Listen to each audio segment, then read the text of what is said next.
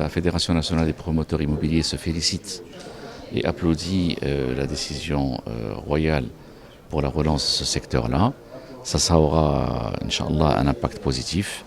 Nous allons adhérer à fond dans cette perspective et nous allons nous mobiliser pour que ce dispositif mis en place par Sa Majesté puisse amplement réussir, à l'instar de ce qui a été fait pour les logements sociaux à 250 000 dirhams, qui, rappelons-le, a encore une fois été une initiative royale, qui a été mise en place en 2010 et qui a permis la réalisation de plus de 600 000 unités à ce jour, essentiellement produites par le secteur privé.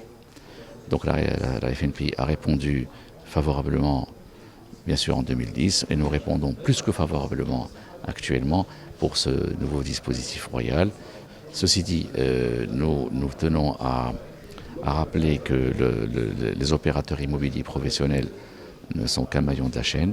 Nous demandons à ce que tous les intervenants, suite à cette initiative royale, à cette disposition, de se mobiliser et d'œuvrer en collaboration, en concertation avec le secteur privé, avec les promoteurs. Je parle des autorités publiques, je parle des banques, je parle des différentes instances qui rentrent dans ce cadre-là, à savoir les régies, etc., de nous mobiliser pour faire réussir cette initiative royale et pour qu'elle réussisse amplement et qu'elle puisse apporter ses fruits, à savoir la mise en place de logements décents à des prix réduits pour une large part de la population qui en a amplement besoin.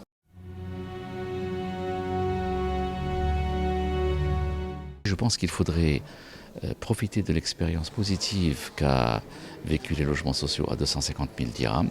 Ce dispositif comporte beaucoup d'aspects positifs. Bon, certainement qu'il y a des aspects négatifs mais sur lesquels il faut s'appuyer pour améliorer ce processus-là.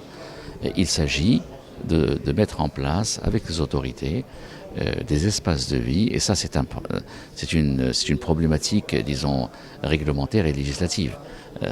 Il faut rappeler que le promoteur immobilier subit les contraintes des dispositions urbanistiques et des aménagements, et il ne peut pas, produire les logements tels qu'il les conçoit et tels qu'il les espère en dehors du cadre réglementaire qui est établi. Donc la collaboration doit être de mise. Tout ceci dans quel cadre? C'est dans le cadre d'un développement économique de notre pays, dans le cadre d'un épanouissement de notre population, dans le cadre d'un envol économique et d'une croissance. Et les prix sont fixés, il ne s'agit pas de favoriser un secteur par rapport à l'autre. Nous devons tous être mobilisés dans le cadre d'un intérêt national pur, sous les hautes instructions donc, de Sa Majesté le Roi, pour qu'il y ait un développement harmonieux pour notre population qui le mérite amplement.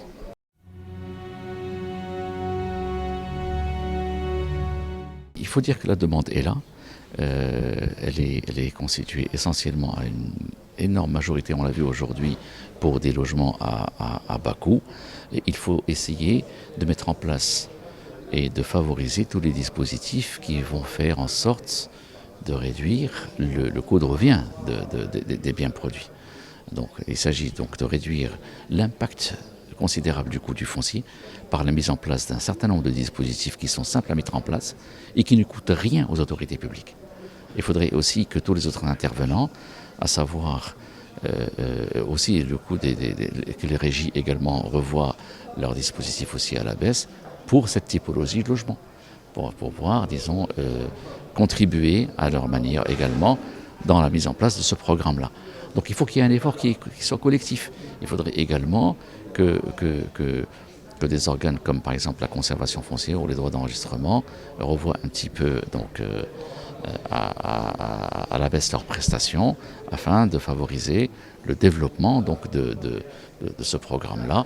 Les opérateurs immobiliers sont mobilisés pour la réussite de ce programme-là, mais à eux seuls, ils ne pourront pas le faire seuls.